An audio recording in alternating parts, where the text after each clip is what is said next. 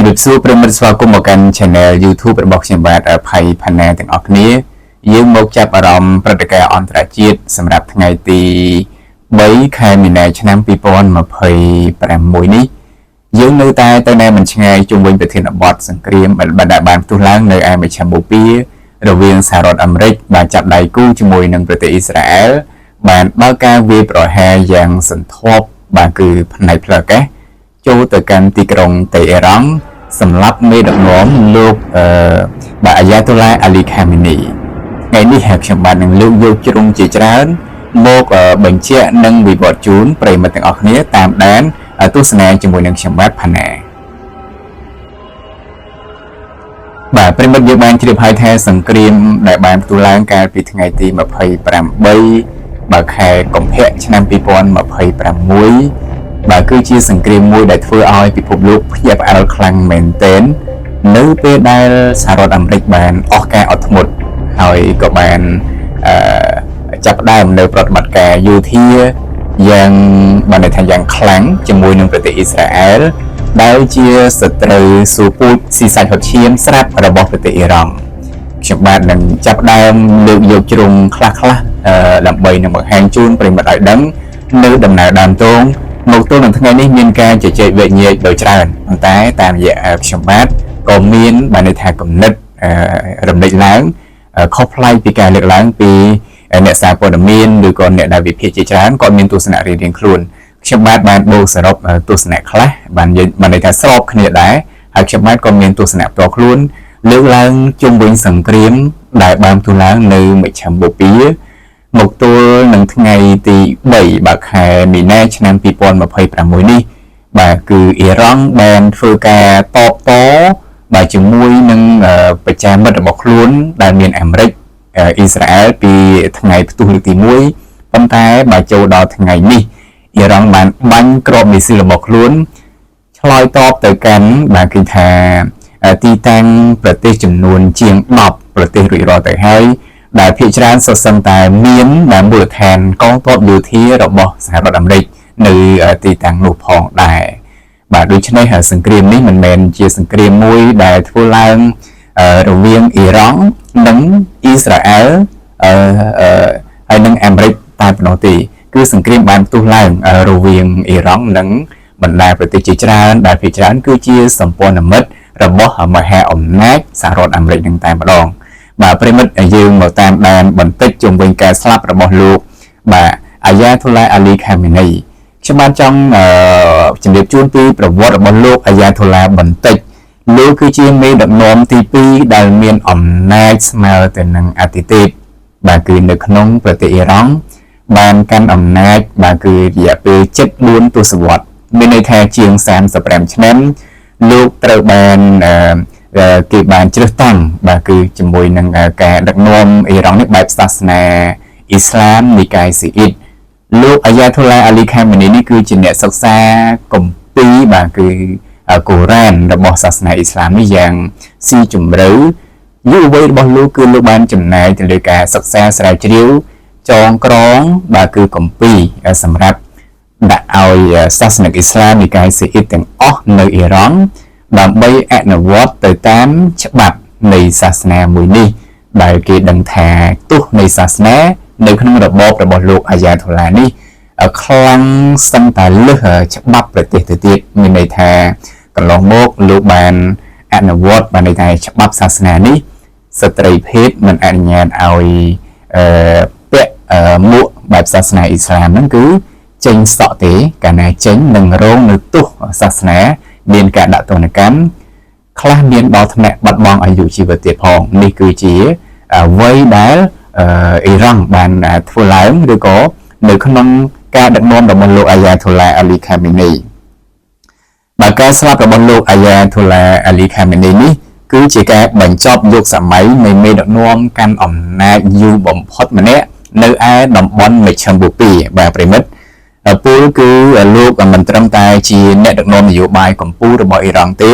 ប៉ុន្តែលោកគឺជាបិតានៃវិញ្ញាណបាទគឺវិញ្ញាណនេះគឺសំដៅទៅលើភាសានៃសាសនាអ៊ីស្លាមបាទដែលគេហៅថាលោកនឹងគឺជាអ្នកដែលបិតានៃវិញ្ញាណនឹងតែម្ដង ហើយលោកអាយ៉ាទូឡាកើតនៅឆ្នាំ1939នៅក្នុងគ្រួសារអ្នកបួសនៃសាសនាអ៊ីស្លាមយុវវ័យរបស់លោកដែលបានជំរាបជូនខាងដើមគឺលោកបានចំណាយពេលសិក្សាក្បួនច្បាប់វិន័យនិងចងក្រងបន្ថែមនៅសាសនាអ៊ីស្លាមនិកាយស៊ីអ៊ីតនឹងតែម្ដងបាទហើយនៅក្នុងឆ្នាំ1981លោកបានរួចផុតពីការប៉ុនប៉ងធ្វើឃាតណាប្រិមិត្តដោយសារតែលោកគឺជាមេដឹកនាំផ្ដាច់ការ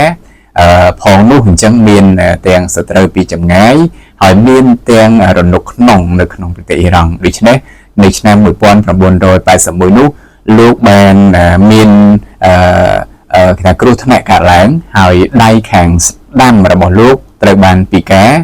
បាទតរៀងមកបានន័យថាពិការដៃខាងស្ដាំលោកអាយ៉ាថូឡាអាលីខាមីនីនេះបាទ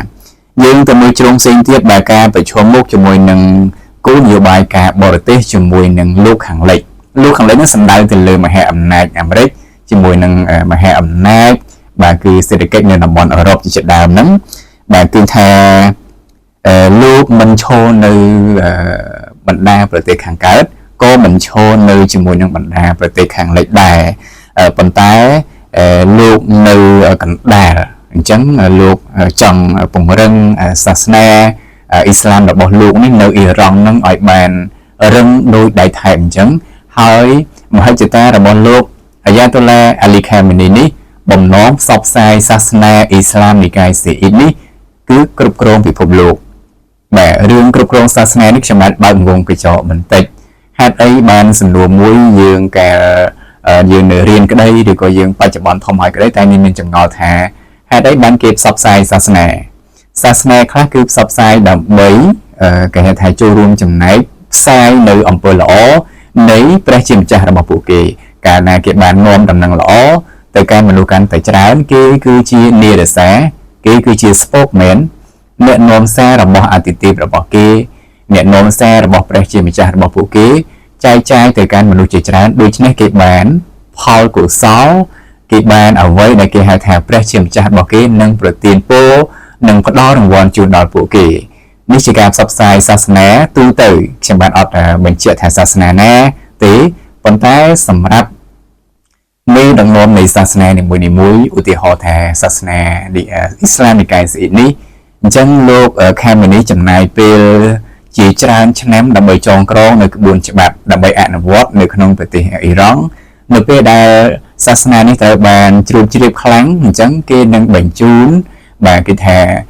មេដឹកនាំសាសនាដែលបានជ្រួតជ្រាបដែលទទួលបានរចនាសម្ព័ន្ធតែងតាំងចាត់តាំងច្បាស់លាស់ពួកនោះនឹងចេញទៅបណ្ដាប្រទេសក្បែរហ្នឹងឬក៏ជំនួយពិភពលោកផ្សាយនៅគោលការណ៍សាសនានោះអញ្ចឹងនៅពេលដែលប្រជាជននៃតំបន់មួយនៃប្រទេសមួយចាប់ដើមទទួលយកនៅច្បាប់សាសនានឹងហើយអញ្ចឹងប្រជាជនទាំងអស់ហ្នឹងនឹងអនុវត្តនឹងមានផ្នត់គំនិតនៅក្រោមសាសនានឹងនៅក្រោមច្បាប់នៅក្រោមអាវ៉ាតសាសនានឹងហើយអ្នកណាដែលទទួលបានផលប្រយោជន៍ពីក្បួនច្បាប់ទាំងអស់ហ្នឹងគឺមេដឹកនាំសាសនានឹងតែម្ដងនេះគឺជាមហិច្ឆតាដ៏ធំរបស់លោកខាមីនីដែលបានចងក្រងនៅគម្ពីរកូរ៉ាននៃសាសនាអ៊ីស្លាមដើម្បីនឹងគ្រប់គ្រងប្រទេសអ៊ីរ៉ង់ដែលមានរយៈពេល74ទសវត្សរ៍កន្លងមកនេះបែបផ្ដាច់ការបាទប្រិមិត្តនេះគឺជាប្រវត្តិខ្លះៗរបស់លោកអាយ៉ាតូឡាអាលីខាមីនីណាប្រិមិត្តបាទក្រៅពីនឹង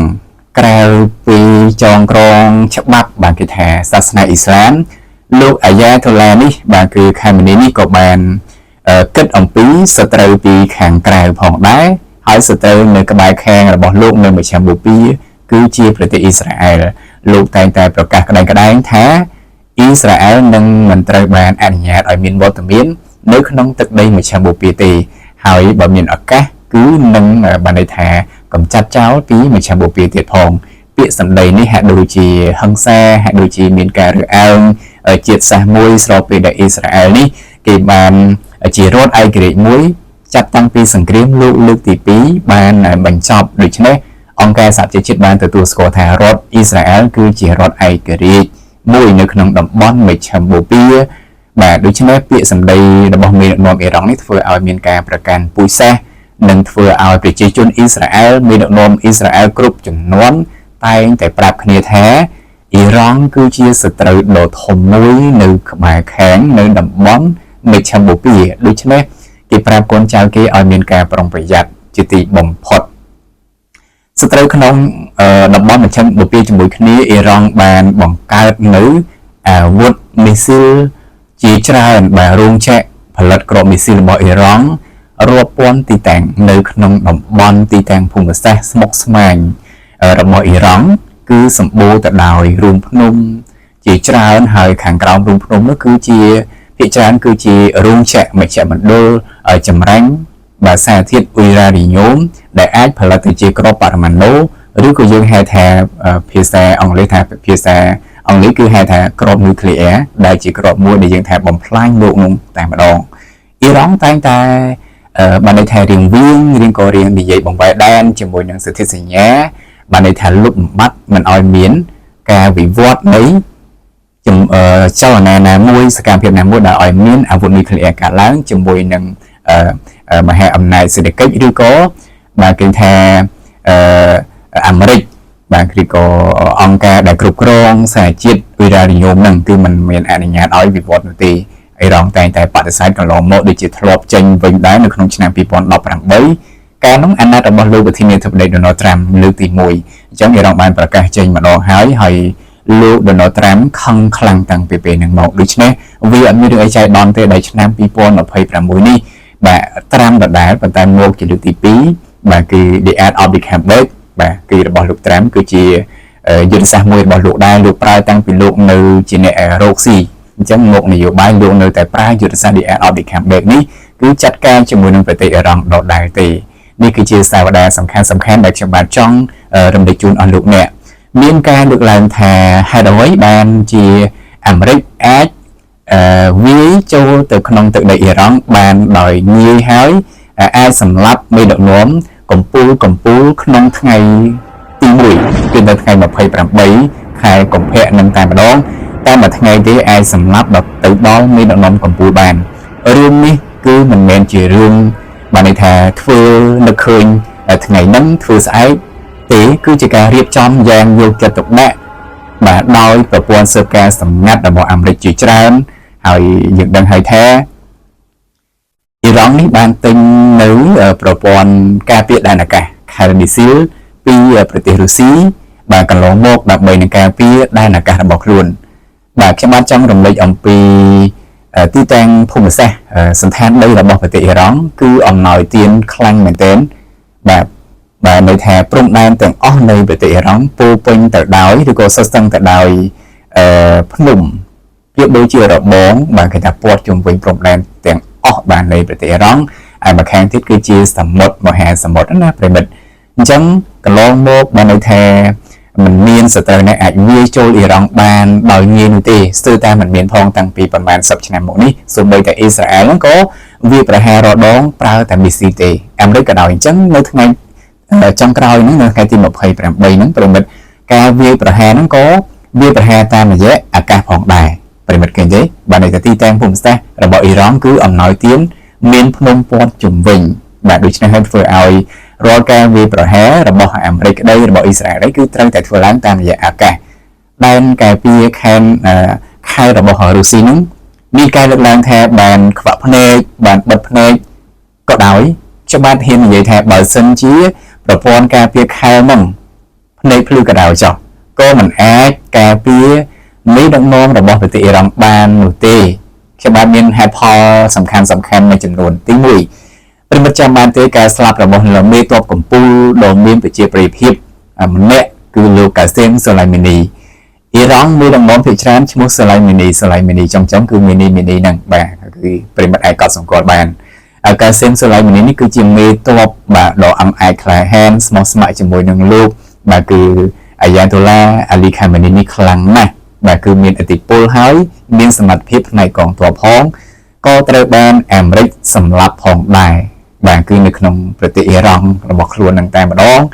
គឺនៅក្នុងរថយន្តមួយគឺក្របមីស៊ីលបាញ់ទៅគឺចំតែម្ដងអញ្ចឹងមានន័យថាការសម្លាប់មេដឹកនាំនីមួយៗរបស់ប្រទេសអ៊ីរ៉ង់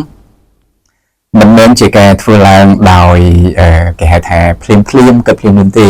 រាល់មេដឹកនាំសំខាន់របស់អ៊ីរ៉ង់ចាប់តាំងតែមានការភាពតានតឹងខ្លាំងប្រមាណជា3-4 ឆ្នាំចុងក្រោយនេះ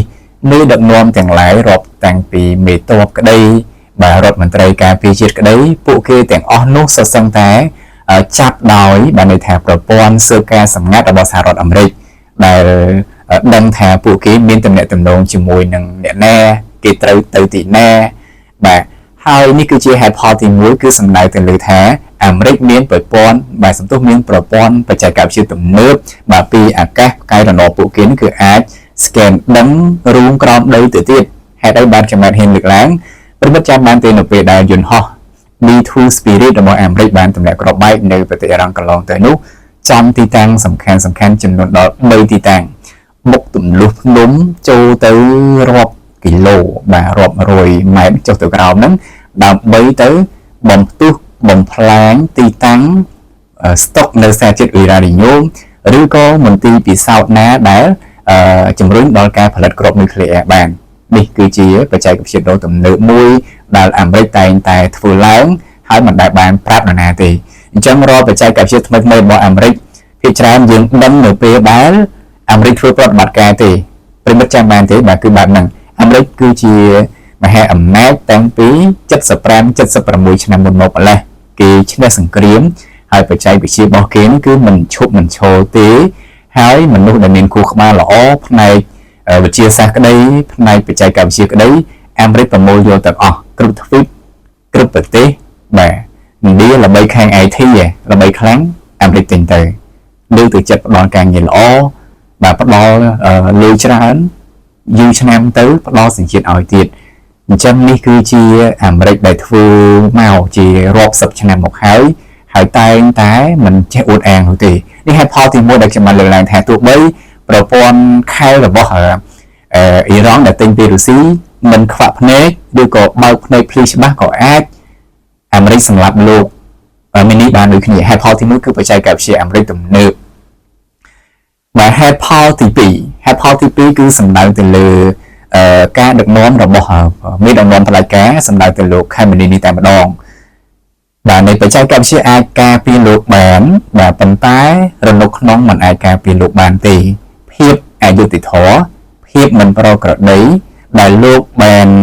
មានន័យថាការដឹកនាំកន្លងមកអ៊ីរ៉ង់គឺជាប្រទេសមួយដែលមានភោគទ្រព្យប្រេងយ៉ាងមហាសាល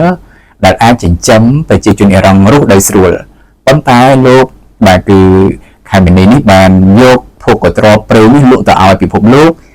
ចំណាយប្រាក់ដ៏ច្រើនទៅផលិតមីស៊ីលទៅផលិតគ្រាប់ដើម្បីនឹងការពារអំណាចរបស់លោកវិញដោយលោកប្រើពាក្យខែលការពារអំណាចគឺការពារសន្តិភាពបាទហើយការផលិតគ្រាប់មីស៊ីលនេះមិនមែនប្រើលុយតិចទេគឺប្រើលុយច្រើនបាទមីស៊ីលមួយគ្រាប់តម្លៃដល់ទៅរាប់សិបលានដុល្លារគ្រាប់ខ្លះអាចមានតម្លៃដល់ទៅ100លានដុល្លារក៏មានដែរនេះយើងមិនទាន់និយាយទៅដល់គ្រាប់បែកបរមាណូឬក៏គ្រាប់បែកនុយក្លេអ៊ែរផងអញ្ចឹងអ៊ីរ៉ង់ហ៊ានជួលអ្នកដែលមានគេថាចំណេះដឹងផ្នែកផលិតគ្រាប់មីស៊ីលផលិតគ្រាប់នុយក្លេអ៊ែរនេះអ៊ីរ៉ង់ចិញ្ចឹមបីបាច់ឲ្យคล้ายទៅជាបានន័យថាអ្នកស្មោះស្ម័គ្រជាមួយនឹងពួកគេមេដឹកនាំផ្ដាច់ការមានចរិតមិនខុសគ្នាទេគឺចូលចិត្តអ្នកមានចំណេះដឹងដែរប៉ុន្តែតើតែទាំងអស់ហ្នឹងគឺចំណេះដឹងទាំងអស់ហ្នឹងត្រូវតែបំរើឲ្យមហិច្ឆតារបស់ខ្លួនត្រូវតែធ្វើអ្វីដែលខ្លួនចង់បានទើបជាអ្នកចេះដឹងដែលពួកមេដឹកនាំផ្ដាច់ការទាំងអស់នោះត្រូវការហើយពួកនោះទទួលបានភាគលាភដោយច្រើនរស់នៅស្រួលប៉ុន្តែធ្វើអ្វីទៅតាមអ្វីដែលមេដឹកនាំផ្ដាច់ការធ្វើតែប៉ុណ្ណោះពេលខ្លះมันអាចគិតពីរឿងខុសមិនត្រូវទេគុណធម៌ក៏អត់មានដែរសំខាន់ទទួលតែបញ្ជាតែប៉ុណ្ណោះដូច្នេះហើយបានយើងចាប់អារម្មណ៍ពាក្យថាចំណេះដឹងដែលគ្មានគុណធម៌គឺមានហានិភ័យសម្រាប់មនុស្សជាតិខ្លាំងណាស់អញ្ចឹងដែលបានមានប្រេងមានលុយច្រើនប៉ុន្តែទៅផលិតសព្វាវុធដើម្បីការពារអំណាចខ្លួនឯងហើយចងប្រជាជននឹងដោយគម្ពីរកូរ៉ានគម្ពីរសាសនាអ៊ីស្លាមសាសនានីកាយស៊ីអ៊ីតនឹងឲ្យគោរពជឿឲ្យមិនហ៊ានធ្វើអីផ្ដេសផ្ដាសប៉ុន្តែខ្លួនគឺនៅពីលើនោះព័ត៌មានបែកធ្លាយជាច្រើនលោកខេមនីនេះបានគេថា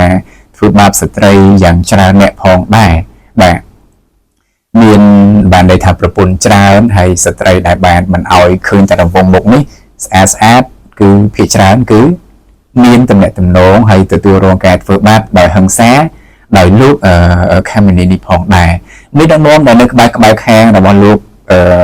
ខេមនីនេះក៏ជាអ្នកដែលមានទ្រព្យធនច្រើនផងដែរមានដឹកនាំផ្ដាច់ការគេឲ្យតែប្រមាណអ្នកលឿននឹងទេទទួលភាគលាភពីប្រទេសរបស់ខ្លួនដែលមានគេថារ៉ែប្រេងមហាសាលហើយសោយសុខសប្បាយបង្កើតច្បាប់សាសនាផងច្បាប់ប្រទេសផងដើម្បីឲ្យប្រជាជនប្រតិបត្តិឲ្យពួកគេនៅខាងលើនោះហើយប្រជាជនចាប់ដើមផ្ទុះធ្វើការបដកម្មតវ៉ាខ្លាំងមែនទែនគឺនៅពេលដែលប្រធានាធិបតីត្រាំឡើងមកជាលើកទី2នឹងតែម្ដងអាណត្តិទី2ណាដើមឆ្នាំ2026នេះប្រជាជនដែលរងទុក្ខមុខម្នេញដោយវិបត្តិសេដ្ឋកិច្ចបាទរ៉ាំរ៉ៃផងបាទហើយស្ត្រីដែលរងមានន័យថាការព្យាបាទយ៉ាងខ្លាំងពីច្បាប់សាសនាអ៊ីស្លាមផងនាំគ្នាចេញមកបាតកម្មនៅទូទាំងទីក្រុងតេហេរ៉ង់ហើយរបបបានន័យថាកណ្ដាប់ដៃរបស់លោកខេមនីនេះក៏បានបញ្ជាឲ្យកងកម្លាំងយោធារបស់លោកបង្ក្រាបយ៉ាងព្រៃផ្សៃជាទីបំផុតទៅលើអ្នកដែលហ៊ានងើបមកប្រឆាំងតវ៉ានៅរបបទីក្រុងតេហេរ៉ង់របស់លោកបាទទូរលេខបានបង្ហាញថាត្រឹមខែ3នេះបាទកន្លងមកតែផ្ទុះខ្លាំងគឺនៅខែ1និងខែ2សម្រាប់ប្រជាជនអ៊ីរ៉ង់ប្រមាណ 30,000 នាក់ទូលេខស្លាប់គឺច្រើនជាងឆ្នាំណាទាំងអស់ហើយក៏ជាការមិនពេញចិត្តពីពិភពលោកផងដែរតែងតែមានការអំពាវនាវឲ្យលោកបាទមាននេះមានការអត់ធ្មត់ជាមួយនឹងប្រជាជនរបស់លោកកុំឲ្យប្រើអំពើហិង្សាបែបហ្នឹងលោកត្រាំប្រមានម្ដងហើយម្ដងទៀតទៅលោកបាទមាននេះនឹងមានដឹកនាំទាំងអស់របស់អ៊ីរ៉ង់ឲ្យមានការអត់ធ្មត់បាទគឺដោះស្រាយបញ្ហារបស់ប្រជាជនមិនដូច្នោះទេអាមេរិកគឺលោកត្រាំនឹងមិនអោបដៃមួយទេនឹងធ្វើប្រតិបត្តិការហើយអញ្ចឹងទីបំផុតអាមេរិកក៏អស់ការអត់ធ្មត់ទោះបីជាកន្លងមកប្រិមត្តដឹងហើយថាការចរចាអំពីអាវុធនុយក្លេអ៊ែរគឺជារឿងការទូទេប៉ុន្តែអាមេរិកខ្ញុំជឿជាក់ថានៅតែវាយអ៊ីរ៉ង់ដដែលដោយមូលហេតុអ៊ីរ៉ង់នេះគឺជាសត្រូវតាំងពីដើមពីណាពីណីមករបស់អាមេរិកនេះគឺតែងតែរងទណ្ឌកម្មបាទពេលមកតាមដានព័ត៌មានអន្តរជាតិនេះតែងតែរងទណ្ឌកម្មហើយអ៊ីរ៉ាក់ត្រូវបានអាមេរិកផ្លាស់ប្ដូររបបគឺលោកបាទគឺកាដាហ្វីកាលពីឆ្នាំ2016នោះគឺអ៊ីរ៉ាក់ទៅបាត់ហើយនៅតែអ៊ីរ៉ង់ដែលជាមហាអំណាចមួយនៅក្នុងមជ្ឈមណ្ឌល2ចុងក្រោយគេហើយខ្ញុំបានចេញវីដេអូ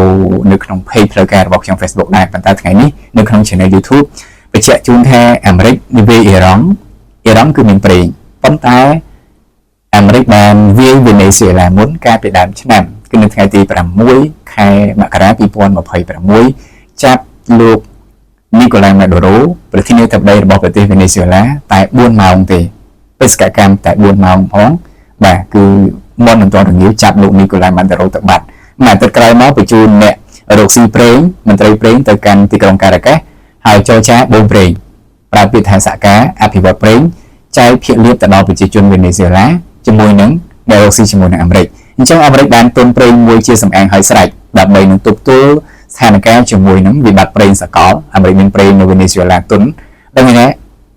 វេណេស៊ុយអេឡាគឺជាប្រទេសមួយដែលមានទុនប្រេងបម្រុងច្រើនជាងគេបំផុតនៅលើពិភពលោកប្រិមិត្តបានជ្រាបហើយអ៊ីរ៉ង់ក៏មានប្រេងដែរបើសិនជាវាអ៊ីរ៉ង់ចង់ប្រេងសកលលោកនឹងមានការប្រែប្រួលប៉ុន្តែអាមេរិកឆ្លាតដូចជាវិជនអាមេរិកធ្វើអ្វីមួយមិនមែនគិតថ្ងៃហ្នឹងធ្វើស្អែកទេគេមានផែនការច្បាស់លាស់ហើយមន្ត្រីនៅក្នុងរដ្ឋាភិបាលនៃប្រធានាធិបតីគ្រប់អាណត្តិសុទ្ធសឹងតែជាមនុស្សមានគុណភាព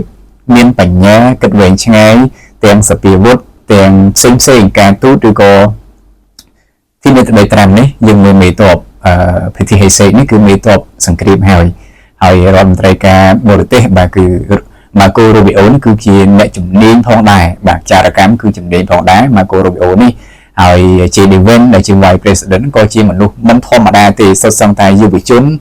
ដែលមានកម្លាំងឃើញទេប្រិមិត្ត3អ្នកសិតតែក្មេងៗទេណាចាស់តែលោកត្រាំមួយទេលោកត្រាំនោះប្រវត្តិគឺជាអ្នករកស៊ី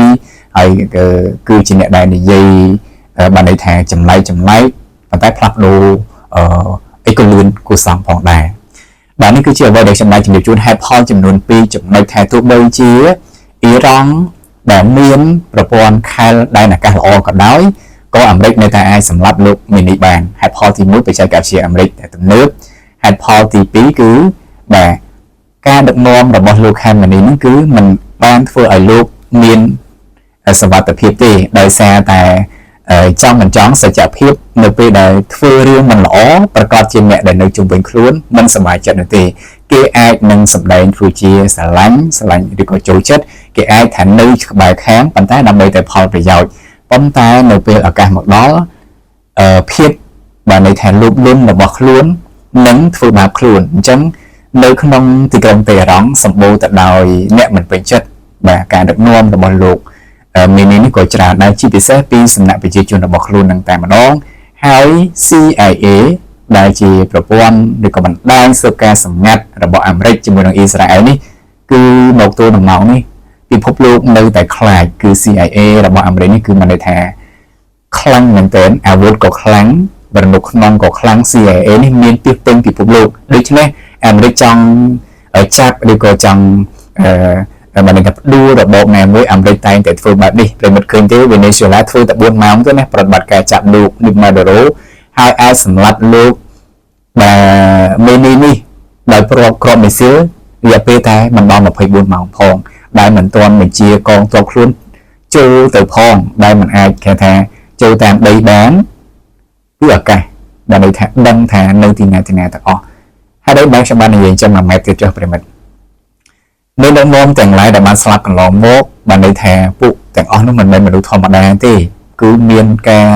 លាក់ខ្លួននៅបន្ទប់ក្រោមដីបើឡានវិញមានការការពារក្របតែនៅតែស្លាប់បានអ្នកខ្លះតែងតាំងមកអត់បាន7ថ្ងៃផងអត់បានមួយសប្តាហ៍ផងក្របមីស៊ីលគ្រោះថ្នាក់បន្ទុះក្របហើយសម្លាប់មកជាបន្តបន្ទាប់នេះគឺជាព័ត៌មានដែលយើងទទួលបានកើតឡើងនៅក្នុងប្រទេសអ៊ីរ៉ង់បាទនេះគឺជាព្រឹត្តិការណ៍សំខាន់ដែលខ្ញុំបាទចង់សម្រាយជូនលោកអ្នកទស្សនានៅព្រឹត្តិការណ៍អន្តរជាតិដែលសម្រាប់ថ្ងៃទី3នៃខែមីនាឆ្នាំ2026នេះជុំវិញស្តាវតាជុំវិញមូលហេតុដែលអាមេរិកអាចសម្លាប់លោកដែលគឺសូឡាបានន័យថាមីនីបានមិនមែនដោយសារតែប្រព័ន្ធខែលអាកាសបាទរបស់រុស្ស៊ីនឹងអន់ទេបើតាមការរាយការណ៍ពីសារព័ត៌មានបាទគឺប្រព័ន្ធការពារខែលរបស់រុស្ស៊ីនឹងគឺពិតជាមិនអាចចាប់អាវុធទំនើបមីស៊ីលទំនើបរបស់អាមេរិកបានពិតមែនគឺភ្ញាក់ផ្អើលតែម្ដងប៉ុន្តែទោះបីខ្ញុំបាទពីទោះបីជាខែលនោះមានប្រសិទ្ធភាពក៏អំណាចដែលធ្វើឲ្យប្រជាជនជឿចាប់អំណាចដែលពោពេញទៅដោយភាពលោភលន់បាទរយៈពេល74ទសវត្សរ៍ហ្នឹងมันអាចការពារលោកបាននោះទេនេះគឺជាហេតុផលពីចំណុចដែលខ្ញុំបាទចង់បញ្ជាក់នៅក្នុងការអធិប្បាយរបស់ខ្ញុំសម្រាប់ថ្ងៃនេះតើប្រិមិត្តយល់ឃើញយ៉ាងណាដែរចំពោះទស្សនៈឬក៏ការវិនិច្ឆ័យរបស់ខ្ញុំបាទនៅថ្ងៃនេះសូមបញ្ចេញយោបល់ខាងក្រោមបានហើយយើងនឹងតាមដាននៅព្រឹត្តិការណ៍អន្តរជាតិជាពិសេសសង្គ្រាមនៅមជ្ឈមបូព៌ានេះជាមួយនឹងខ្ញុំបាទជាបន្តទៅទៀតបាទនៅពេលនេះខ្ញុំបាទគិតថាសម្រាប់ជូនលោកអ្នកប៉ុណ្ណឹងហើយបើមានការលឺខ្វះខាតកន្លែងណាប្រិយមិត្តសូមបំពេញបន្ថែមហើយបើសិនជាខ្ញុំនិយាយខុសប្រិយមិត្តប្រាប់ចំផងដើម្បីខ្ញុំទៅស្រាវជ្រាវបន្ថែមដើម្បីមកបញ្ជាក់ជូនលោកអ្នកដែលជាអ្នកនិយមតាមដានព្រឹត្តិការណ៍អន្តរជាតិបាទនៅពេលនេះខ្ញុំបាទអរផាណាសូមអរគុណនិងសូមគោរពលា